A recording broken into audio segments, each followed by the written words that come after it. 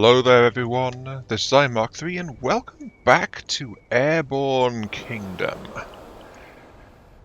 Yes, we can see that the kingdom has slightly changed since the end of the last episode, but don't worry. I did not go wandering off over the hills and far away. All I did was I tried to try and gather a bit more resources and stock up on supplies before moving on to the second episode. As you can see by the fact that coal, water, food maxed out.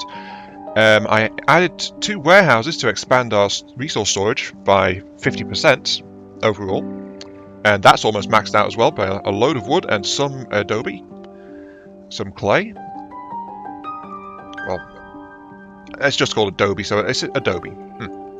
But I've just been hovering in this area, just harvesting the nearby resource sites, and that's literally all I've done to it.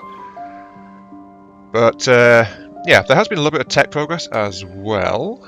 If we have a look, we completed extra resource harvesting speed, which means that the gatherers get 50% more every time they go and harvest. And I've been working on upgrading the town centre as well, so our max speed has increased by 10%. Our coal storage is going up as well. And that's what I've been doing in a little bit of idle time between episodes. But still, let us continue because it is time we did so. There are a few things to check out nearby, but most importantly, we are at lift capacity, so that means we are at maximum weight, and also our speed is down as well. This is something I remember being an issue early on in the game. Speed can get, if it gets really low, it can be rather painful to move around in this game, so ideally you actually want to keep your speed up wherever you can, and that's why you need propellers and that kind of thing. Which, luckily, we do have the propeller, of course, to help with propulsion. We need to upgrade it a bit, but hey, details. We've also got lift blades to help with our lift limits too. I will be installing some of those shortly, but for now, we've got something over here which we hadn't checked, Florescent Ponds.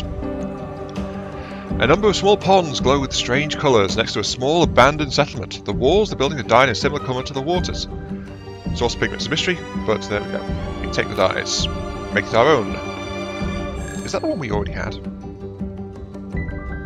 Oh, we customized the buoy. I didn't realise that one. Ah, darn it. That's actually the one we found before. Never mind. What can I say? Whoopsie. Oh well. There are some things though. There is a ruin and some crystals over there. But we are going to pick up our speed. The speed is what I want. So let's actually start trying to do something about that. Because another issue, we need more people too. Oh, we need to actually research the propulsion before we can start to effect. Okay, never mind. Anyway, let us continue. I will send a worker out to that ruin over there, which is by itself. Everything's still really high for the most part.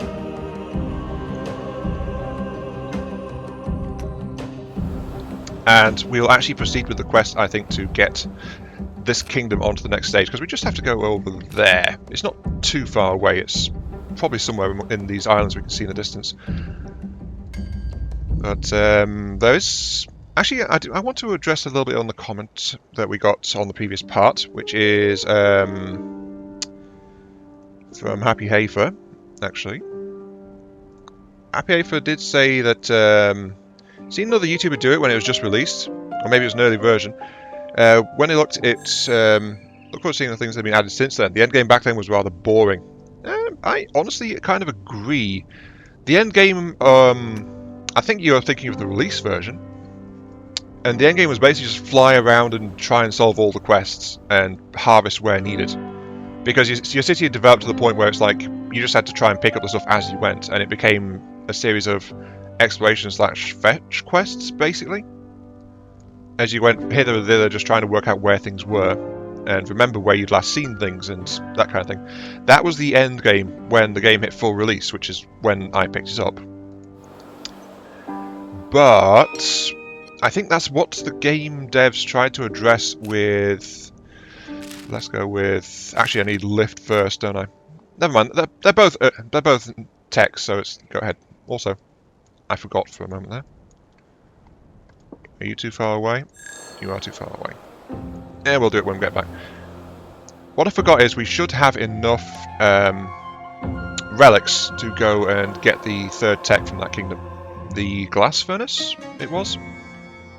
Also, more wood, always welcome. But more importantly, settlement! Hooray! We ask for migrants. Everyone's excited to join because we are still doing really well. Unfortunately, you have to go in and click for every single one, but there we go. 3 new settlements. We need more people, but we can't have more lifts. Well, we can't have more people because we don't have the lift to sustain it. I swear I'll get my words straight one of these days. But it might take a while. What's that? Unknown Ruin. I think that's another pigment set actually over there. Yeah, honestly, this game has always been like stronger in its early game than its later game when it was in its first release stage. But that's what we want right there. Golden Grove. Yep, that's the Golden Grove right in the middle. A small grove of brilliant golden trees surrounding a ruin from the ancient empire. Nowhere had anyone seen trees of such magnificence. That they emerged from the Empire's ruins added to their wonder. The scene brought us to our knees. These are the golden trees. These are the golden trees of Caldua. I said I'm not going to worry about how to pronounce that.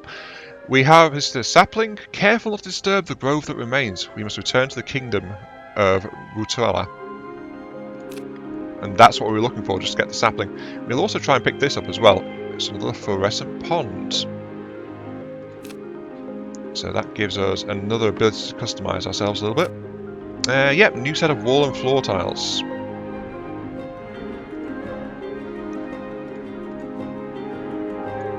Getting some very different stuff starting to pop up.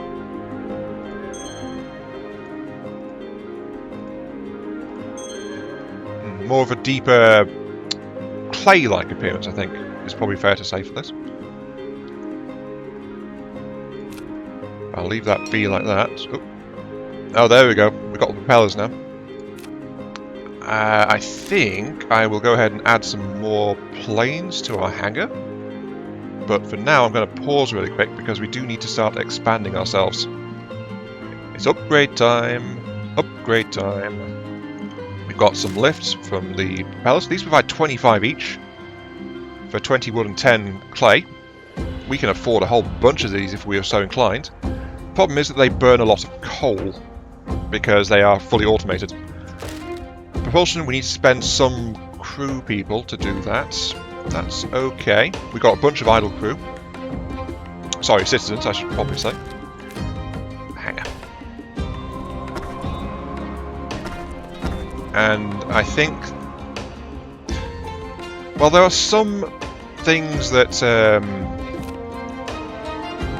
that require a clear line on the edge they are on. I think propellers, if I recall, are a forward mount.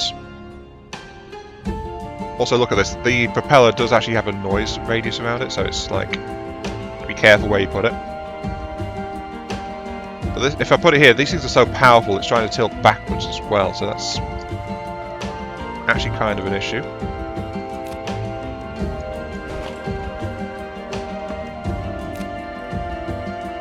Yeah, let's actually remove those paths for a moment, because I want to get some extra paths in just to get these things a little bit away, because I want this right now. Our craft is pretty balanced in terms of what's where, so I want these vertical rotors to be on the, ideally from either side of the main center, but they need to be slightly away from the houses as they are.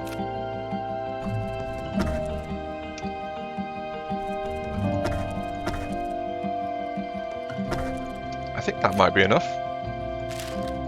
Rotors. Yep, that's enough, I think. Yeah, there we go. And yes, they are slightly forward of center mass, but we are about to add propellers onto the front, I believe. Let's actually check that, make sure I'm actually correct in that assessment. Yep, propellers are a forward mounted thing. Okay, lift. Rotor. We add the turbines. We are turning into a helicarrier. But for now, we must actually head back to the kingdom over there. So let's proceed and get these new structures assembled. Also, there's more woods over there too. But I don't have any free workers because the free workers are currently working on building the stuff, so that's okay.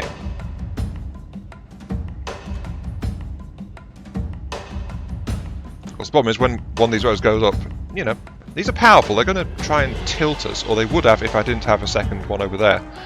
We don't need to, it's just the craft would become incredibly unbalanced. Our city would start folding over to one side or the other, and that makes people unhappy, and it also reduces our efficiency in terms of speed, which is kind of what I'm after. Though, also of note, the game does actually include like the cross-section of your city in terms of speed as well. There we go, look at those, very powerful jet kind of things. But here we go. We are at the kingdom. Kingdom of Rutula. The Rutulans begin to replant their great conservatory. As it flourishes, new groves spring nearby, which will be harvested for wood. A few more Rutulans also join our cause. With the groves replanted, the Rutulans are convinced of our prophecy. They agree to ally with us. To seal our allegiance, we must build a skyport to connect their kingdom with our own. Recognition of our combined paths forward was a special time for all, and we knew we should hurry in this task. So, we are bringing these guys into our prophesied unity, the resurgence of a united lands. Construction skyport, 20 wood, 10 of adobe, 2 people for 2 hours. That's okay.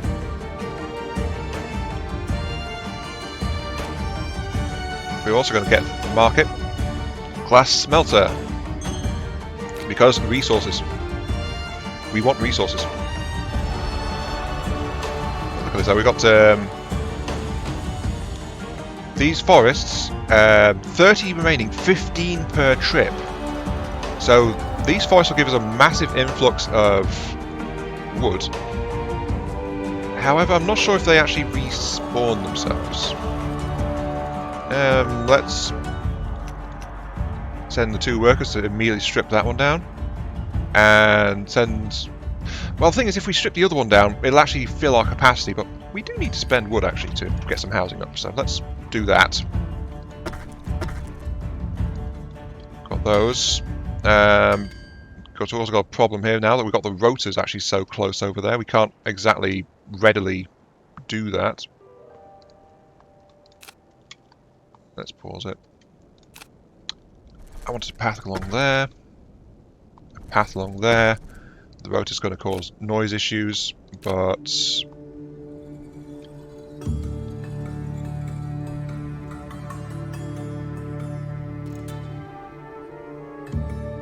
I think it might be okay that close. Let's... No, it won't. Never mind. Yeah, those rotors are going to have to move at some point.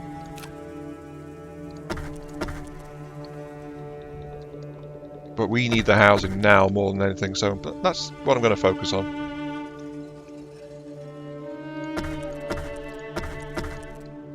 There we go. Our city grows! Skyport, we have gained another ally.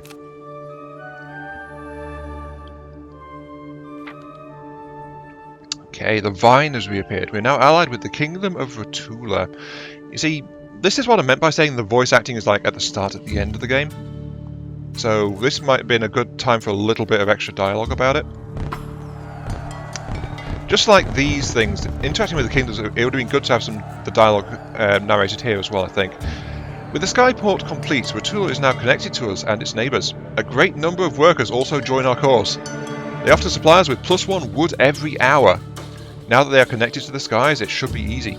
We must find the other kingdoms and connect them as well. Then all people enjoy collective harmony and the prophecy will be complete.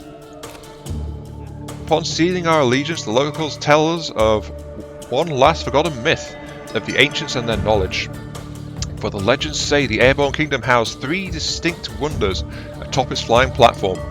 Each wonder shone with splendour and imbued great knowledge and ability to its builders. Yet when that great capital disappeared, these wonders were lost as well. The tales say they were scattered to the winds and that their pieces lay among the lands. Perhaps in finding some of these lost parts we can rebuild these wonders. We gather every detail about their function and rumoured whereabouts. We return for other matters. And that is sadly the total of our interaction with Rutula. We can come back here for bartering, if we so desire, and we can come back and harvest nearby stuff as well. We're now known as the Airborne Community. Great. But, yeah, we don't get any more quests from these guys. It's, this kingdom is now firmly done, quote-unquote. As the community grows, doubts and fears begin to form among the migrants from other kingdoms. How can we survive in the skies forever? Traditional believers in the light, the people are worried that they have lost its guidance, both physically and... Physically? Why did I stumble on that? Physically and spiritually.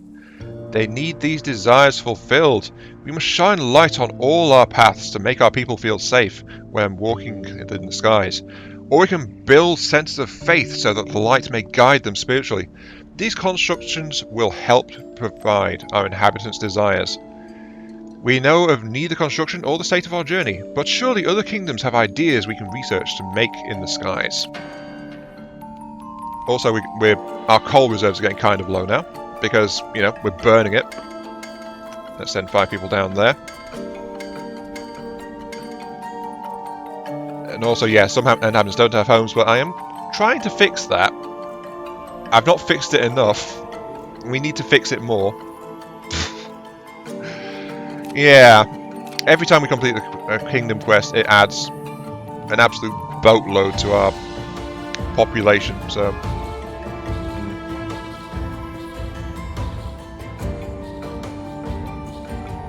I think... I kind of want to put storage up in front here, so let's actually ignore the issues for now, and expand outwards like this, because of course more people means we can do more stuff, so it's just a generally good idea, though we're probably going to have to bulldoze and relocate a bunch of this stuff later. Also I should probably... Nope, coal is skyrocketing, that's good.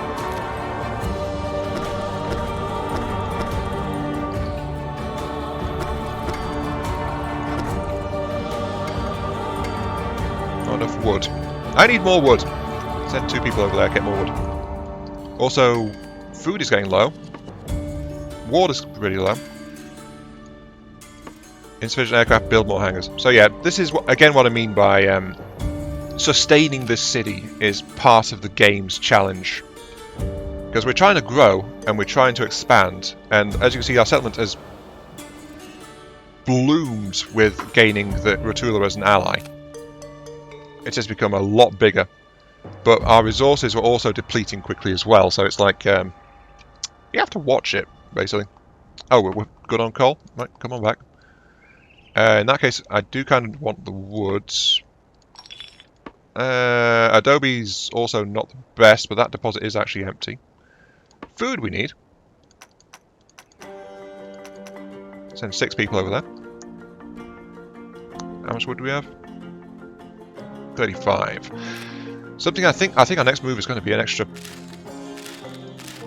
way to ravage the land for our own benefit. An extra hangar just there. I must admit, I kind of hoped that the people would be able to drop the resources from the hangars off into the warehouses and make it a shorter trip there, but it seems they must always go back to the town centre, which is a bit unfortunate. But oh well, it's not too bad. It's still I've still got them really close by, so I'm sure they can cope.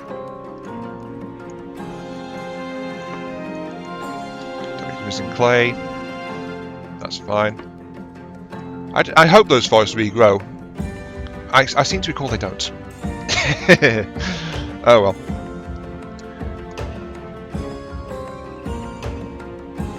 Oh, also, I should probably mention, I was starting to mention earlier, but I got distracted because me, basically. Look at our increasing harvesting rate though. We harvest stuff so quickly. In fact, I think we need more space in general.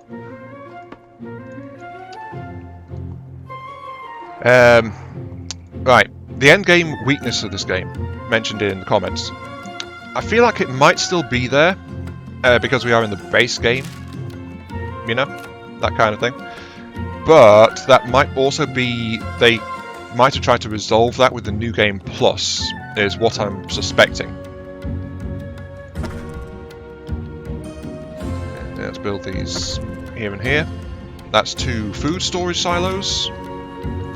And water towers are half that. So yeah, let's do that. Let's expand our storage greatly for these things. So food and water. Can I afford 2 of those? Good, I can. Sorry, I actually want to build 4 of these things. So we're going to have a ton of water storage. Fear me. Or don't, it's up to you. But again, we're short on wood.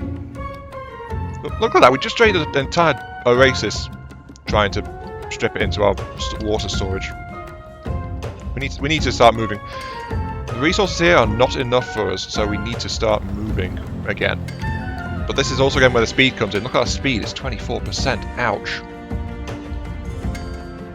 That's not good. But I also want to start stripping resources. So we've become we're this great unifying force, right? But I always find it kind of amusing that basically we're here to unify the land. Guess what? We're also like a giant flying plague of locusts. We're going to strip every natural resource we come across. Maybe it's a bit silly of me to think of it that way, but it really is kind of like a what the hell kind of situation. It's like to survive because of our sudden increase and because the sudden increases in how much we can carry, we need to basically tear down the trees, we drink up all the water, we mine all the coal. Ooh, there's a big oasis over there. I'm heading that way because I fill my empty water storage because we are thirsty. We are really, really thirsty.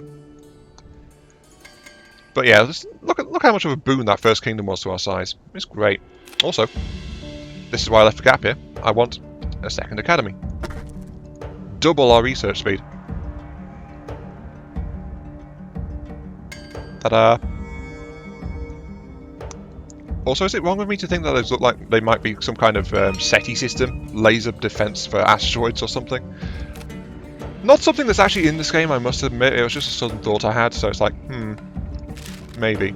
Also, really want to get the rotors to stop burning our fuel so fast, because I'm going to want to add more of those. So getting them efficient is a good idea, I think. Relics found. Ooh, another small settlement. We are merely satisfied, though. For the first time we approach a settlement, we are only satisfied. So we can get the 2, but this one, the curious one, can't get him. For the first time, we have to leave someone behind. But we can come back later when we're jubilant to get him if we really want to. Clay. Mine. I keep getting distracted off what I'm trying to say. Yeah. The end game of this game. The end game, I suppose, is technically not actually when we finish the prophecy now.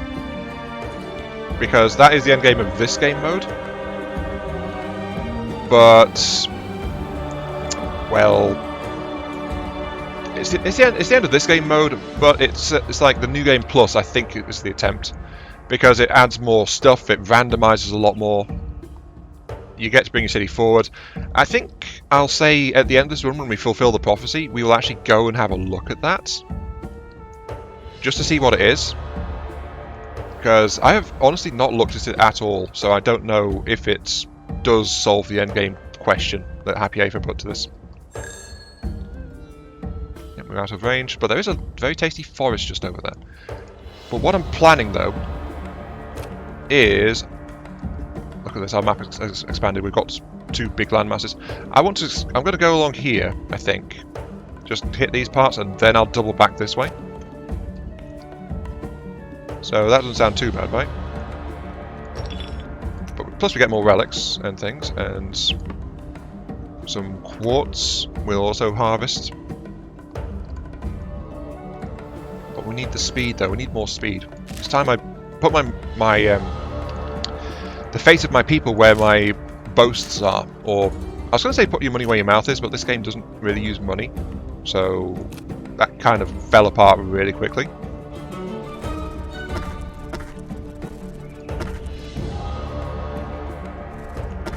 But I'm going to put these in front of these 2 hangars here. And then propulsion. we look at the propulsion, it'll provide plus 21%. That'll almost double our speed, actually, just one propeller. That's really good. Also, they're 3 wide as well, so we can bolt one in the middle up front here. Just as well, because we don't have enough resources for more. The locusts must continue. No, sorry. I should probably stop joking around and calling us the locusts. We are, of course, the reunifying Airborne Kingdom. Yes. I don't know why I'm switching into a sarcastic mode, honestly. Also, I'm looking around over there. I'm not really seeing much of anything until we get back to where we were, so... I almost thought there was a building there, but there was not. I'm thinking we will turn around immediately and head towards these delicious looking trees over here. Hey, look at that, the speed is almost doubled. So what we need is to get more propellers, to get more movement, to get our behemoth on the move. It's I still can't quite get over how much it's grown in just the few moments since we got our first kingdom. You know? It's kind of weird. Also... another kingdom. Excellent. Our next victims. Sorry. The next people we will endeavour to rescue and restore to their previous greatness. That's the theme of the game. That is honestly what this game is about. Decrease the coal usage, yes. And since I'm going to be building more of them, we will further decrease it by another third. We do need the food supplies as well, but all workers are currently tied up. Actually got too many workers going over there. That's something to watch out for as you go, honestly. Like, we have 10... 12. If I assign 12 to this, then they'll all do one trip to empty that. But, yeah. You want to avoid overcommitting to these things, because as your resource capacity and your worker capacity goes up, it's like, you can just strip mine it, but you could also, like, send a load of people there to waste their time. I mean, look at that. That harvest was immediately done. 12. That is worth 4 workers on there. I'll send a worker to pick that up. Water, we're actually decent on right now. Clay, we've got a fair bit of clay, but actually our resource storage is full. Also, there's a settlement over there. We seek migrants. Come and join us. Togu and Carrot. I almost said Kakarot, but no, Carrot are both joined. Got some extra people. Our coal reserves, though, are getting a bit low, so that's a slight cause of concern.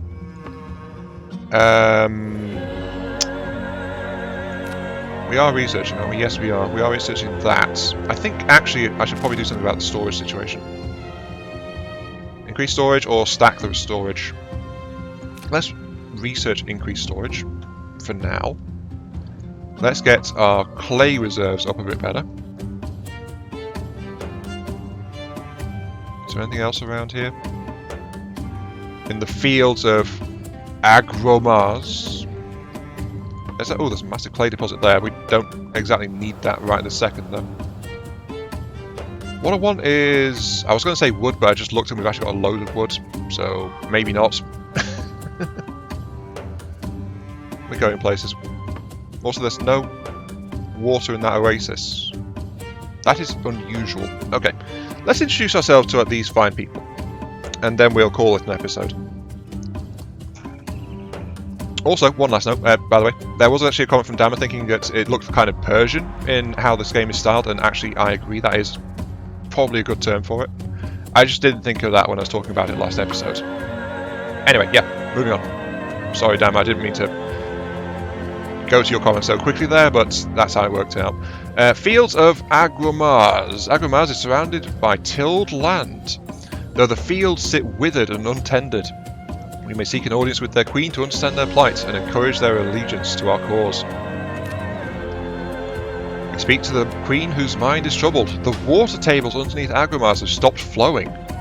That's rather serious, actually.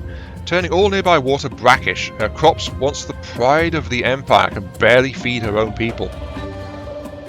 This underground water is churned by a pump built by the ancient Airborne Kingdom at the foot of the flow. It may need repair, but any brave party she sends cannot cross the Barrens to find it. The Queen marks the pump's rumoured location on our map. If we wish to ally and restore the Empire, we must prove to her we can build and maintain as well as the ancients. The begrieved Queen held forth a goblet of water in her trembling arms, and spilled it upon the ground at our feet. A sickly red that gave stench to the room. Ugh, that is really bad water. Anyway, let's check our things. Technology range. Ooh, 4. Okay. We got fan. Average cost, average fuel, 1 worker, average. So this is like middle of the ground for lift, 20. A minaret provides faith. Requires 2 lifts and yep, it costs 5 for me to get. A farm, a fresh plot of land ready to be sown, creates 1 food for 1 water every 3 hours. Can be clubbed together with other farms. Doesn't require a worker to work on it, but 1 food for 1 water every 3 hours. That is actually pretty good. So that can help us to actually become less reliant on food, but we will become more reliant on water supply. Then a water condenser collects 2 water every 4 hours from moisture in the sky. So infinite water source, slow but it does provide, and farms which will help us generate food. Some good stuff here actually, and a lift and a faith. We need the faith though to get our workers, our peoples more satisfied in the prophecy and all that jazz. So we've got 10. We could afford any one of the big resource ones or both of these. I don't think I'll go for the fan because I'm upgrading my turbines. The minaret I want for jubilation, so I'll get the minaret. We'll have to come back for the other stuff though.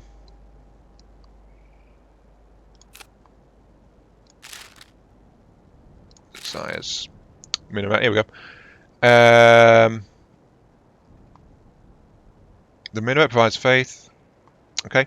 And then we have the research available to increase its range, or if we find other things, as the lines here tell us, we can combine it with 2 other kinds of desires to get hybrid buildings as well.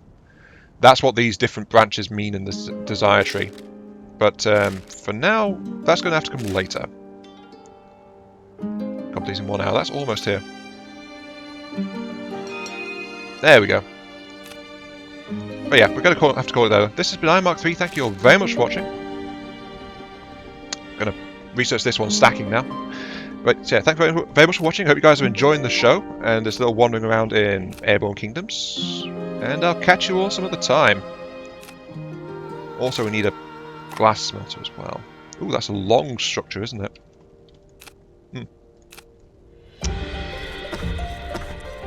But yeah, see you all later. I think I'll just bolt one onto the back here for the now. It's like, oh, that is actually kind of... Maybe sideways would be better. Yeah, sideways.